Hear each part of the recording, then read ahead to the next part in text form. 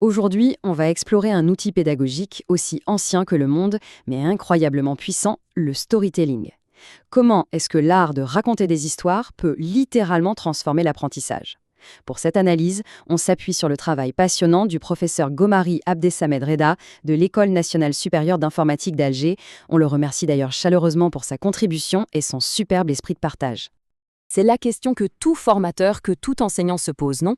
Comment faire pour qu'un cours ne soit pas juste une transmission d'infos, mais une vraie expérience d'apprentissage, quelque chose qui marque, qui reste? C'est le défi qu'on va essayer de relever ensemble.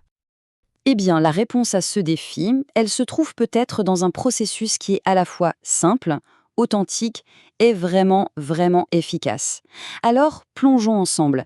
Qu'est-ce que le storytelling dans un contexte éducatif? Le storytelling, attention, c'est bien plus que de raconter une petite anecdote.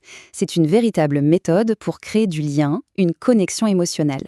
Il s'agit de choisir une histoire qui va non seulement faire passer des idées complexes et inspirées, mais surtout qui va captiver l'attention de l'audience du début à la fin. Mais alors, concrètement, à quoi ça sert de raconter une histoire dans un cours? Quels sont les vrais objectifs pédagogiques qu'on cherche à atteindre avec ça? Alors, les objectifs sont super clairs et puissants. D'abord, une histoire, ça suscite l'intérêt, c'est la porte d'entrée, le crochet. Ensuite, sa structure de récit, ça aide naturellement le cerveau à mémoriser, c'est simple. L'info est aussi présentée sous une forme familière, un peu comme les contes de notre enfance. Et enfin, et c'est peut-être le plus important, ça tisse un lien humain, un vrai lien entre l'enseignant et l'apprenant. Et ça ne s'arrête pas là. Au-delà de ces objectifs, le storytelling apporte deux bénéfices majeurs qui peuvent vraiment tout changer dans une salle de classe. La confiance et la passion. Voyons un peu comment. D'un côté, on a la confiance.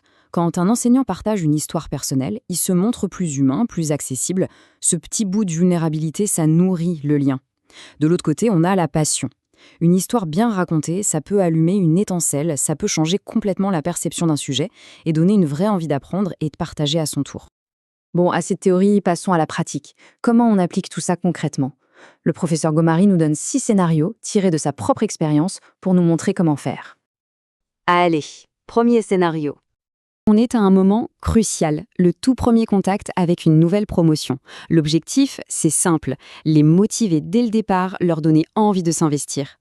Alors, l'histoire utilisée ici, c'est celle d'une ancienne diplômée qui revient des années plus tard pour un conseil. En racontant ça, l'enseignant ne fait pas juste une intro de cours, non. Il prouve son importance dans le monde réel. Il montre que ce qui va être appris a une valeur concrète, durable. L'impact sur l'implication des étudiants est immédiat. Passons maintenant au deuxième cas de figure. Là, le défi change. Le but du jeu, c'est de rendre accessible un concept qui peut sembler super abstrait ou un peu compliqué au premier abord. Ici, l'histoire de l'atelier de poterie, c'est génial. Ça transforme une théorie complexe en une image mentale très simple et mémorable. Les étudiants peuvent littéralement voir l'atelier tourner, et ça ancre les 5 mécanismes de coordination dans leur esprit bien plus efficacement qu'une liste de définitions.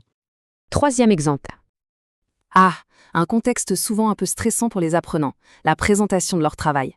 Comment le storytelling peut aider dans ce cas? En partageant une de ses propres galères passées, l'enseignant dédramatise complètement l'exercice.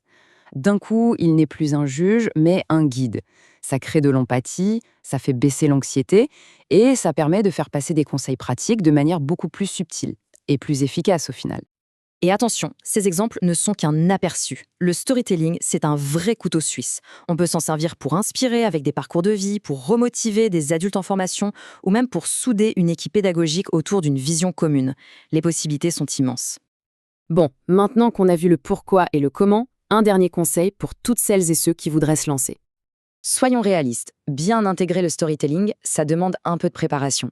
Trouver la bonne histoire, bien la construire, oui, ça peut sembler être un gros investissement en temps, surtout quand les programmes sont déjà bien chargés.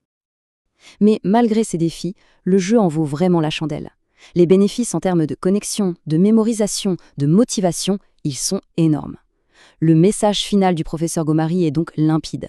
Lancez-vous, expérimentez, trouvez les histoires qui vous parlent et qui parleront à vos apprenants.